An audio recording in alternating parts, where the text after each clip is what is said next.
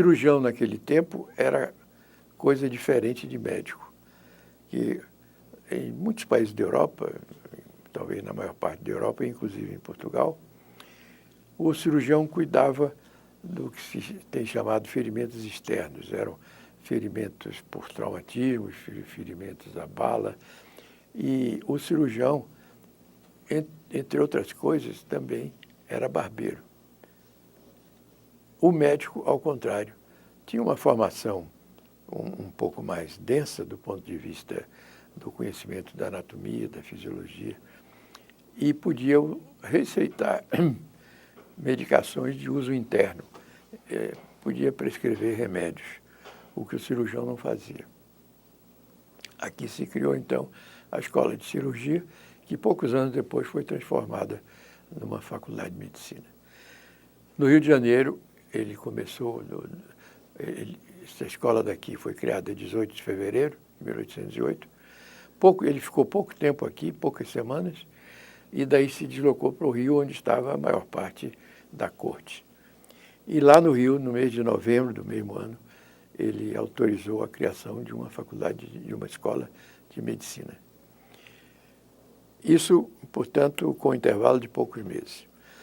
Com mais uns 3 anos, ele autorizou a criação de 2 faculdades de Direito, uma em São Paulo, outra em Recife. E esse foi o começo do ensino superior no Brasil. Um pouco mais para frente, criaram o que era chamado uma escola central, que era uma escola de natureza militar, onde ensinavam muita coisa de engenharia.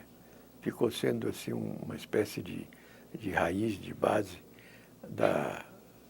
das escolas politécnicas.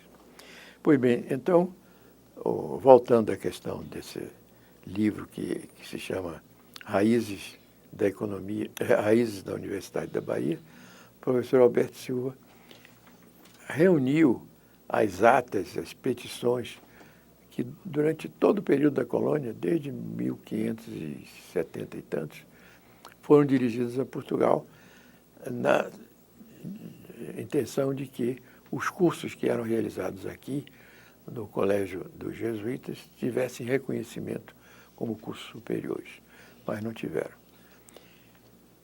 Além desses cursos que eram realizados aqui em Salvador, ali naquele mesmo lugar onde depois se construiu a Faculdade de Medicina, ao lado da Catedral. Eu não sei se algum de vocês ou alguns de vocês já visitaram um museu de arqueologia que fica nas fundações do antigo colégio. Estão lá. É um museu hoje que é visitado e é muito interessante para você ver o tipo de construção daquela época do Colégio dos Jesuítas. E além desse colégio, os jesuítas também montaram um seminário em Belém de Cachoeira, que também ainda está lá. Não sei se algum de vocês nasceu lá ou conhece Cachoeira, mas perto de Cachoeira tem um distrito que se chama Belém de Cachoeira, você já andou por lá, onde houve esse seminário, que foi dirigido por um padre que se chamava Alexandre Gusmão. Alexandre tem um outro Gusmão. E o irmão dele, Bartolomeu de Gusmão, fez uma tentativa de fazer voar um instrumento mais pesado que o ar, uma passarola, como era chamado. E depois ele levou isso para Lisboa, um grande sucesso e tal. E isso foi uma espécie de raiz miúda da futura aviação. E da ciência também. E da ciência. Era padre também ele? Não, eu tenho a impressão que ele não chegou a ser padre. Se chamava Bartolomeu, um era Alexandre, esse da passarola era Bartolomeu. Eu tenho a impressão que ele estudou para padre, mas isso eu não quero afirmar.